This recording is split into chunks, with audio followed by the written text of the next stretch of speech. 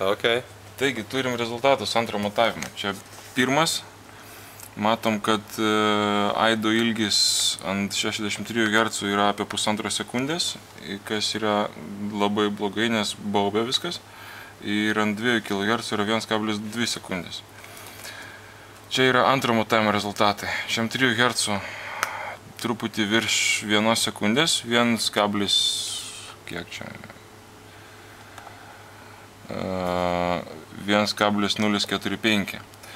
Ir ant vidurinio 2 kHz yra truputį virš 0,8, galim sakyti 0,9. Tai yra, lyginant su pirmu, ne pusantro karto, truputį mažiau negu pusantro karto, bet priminsiu, kad pagrindiniai darbai, kurie duos didžiausią rezultatą, dar nepadaryti. Tai yra base trapai, kurie turės suvalgyti pilnai tą guzą ant 63 Hz. Ir kilimas ant lubų turės sugert vidurinius dažnius. Tai turėtų išsilyginti šitas grafikas. Tai šitą pamatysim rytoj.